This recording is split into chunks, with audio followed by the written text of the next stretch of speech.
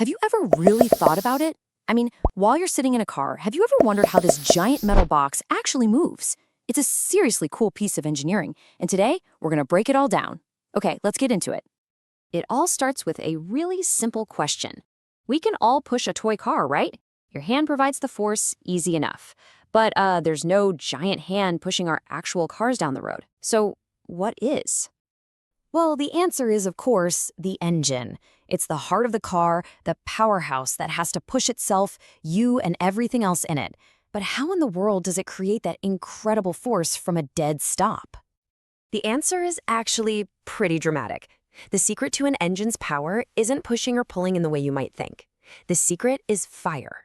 Or to be more specific, thousands of tiny, perfectly controlled explosions. Now, for any explosion, you're going to need fuel. Just like we need food for energy, an engine needs its own snack, gasoline, diesel. But just like with us, simply having the food isn't enough. The engine needs to process it to unlock all that energy. And that's the whole point, really. An engine is basically a super strong container designed to handle rapidly burning fuel.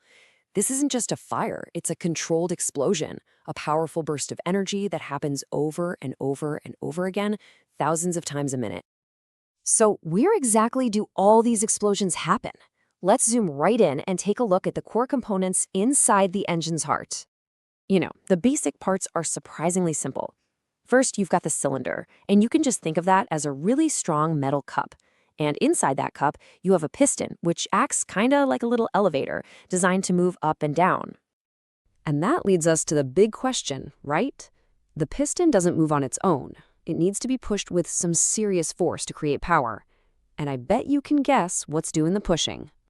Yep, it's those tiny explosions. And they happen as part of this precise, repeating four-step dance called the four-stroke cycle. This is the rhythm that powers almost every gas car on the road today. Here are the 4 steps: intake, compression, power, and exhaust. Think of it like breathing. You breathe in, you hold it and build pressure. You release that energy, and then you breathe out. An engine does almost the exact same thing. Let's break it down. Okay, first up is the intake stroke. A tiny little door, called a valve, opens up, and as the piston moves down, it sucks a mixture of air and fuel into the cylinder. It's literally taking a breath. You can almost hear the engine saying, "All right, I'm taking in my food." It's loading up on that essential mixture of air and fuel, getting everything it needs for the main event that's about to go down. Next is the compression stroke. The valve closes, and the piston moves back up, squeezing that air and fuel mixture into a much smaller space. This is like pressing down on a spring. You're packing a ton of potential energy in there.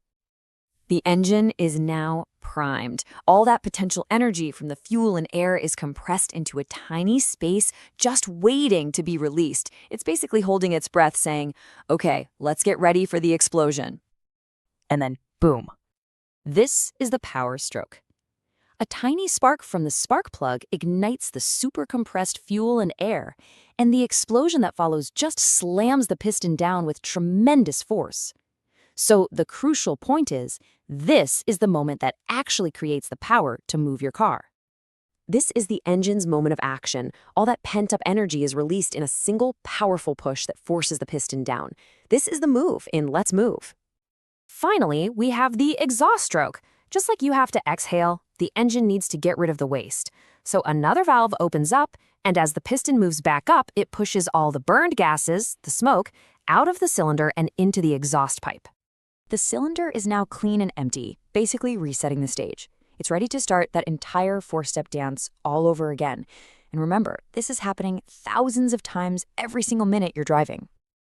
Okay, so we've got a piston getting slammed up and down. But how does that turn into the smooth forward motion of the wheels on the pavement? Let's zoom back out and connect the dots. It's really just a chain reaction. The piston's up and down motion is connected to this specially shaped rod called a crankshaft. Its whole job is to act like a bicycle pedal, turning that up and down force into a spinning motion. That spinning power then travels through a series of gears, which help control the speed and power to ultimately turn the wheels. So, now that we understand how one cylinder works, we can understand why different cars have such different levels of power. Most cars have 4, 6, or even 8 cylinders, each with its own piston running through that 4-stroke cycle. The more cylinders you have, the more power strokes, more booms are happening at any given moment. More booms equals more power, which generally means a faster car. So let's do a quick recap. Intake is breathing in. Compression is squeezing spring. Power is that big boom of a jump. And exhaust is breathing out. It's that simple rhythm, repeated over and over, that gets you from point A to point B. So if you only take away one thing from this, let it be this. A car engine burns fuel in tiny explosions inside cylinders, pushing pistons that turn the wheels to make the car move. That is the whole story in a nutshell. And that leaves us with a final thought. The next time you're cruising down the highway, enjoying that smooth ride, just remember what's really happening under the hood. It's not smooth at all. It's a constant, violent, and perfectly synchronized symphony of thousands of explosions, all working together to push you forward. Pretty amazing, isn't it?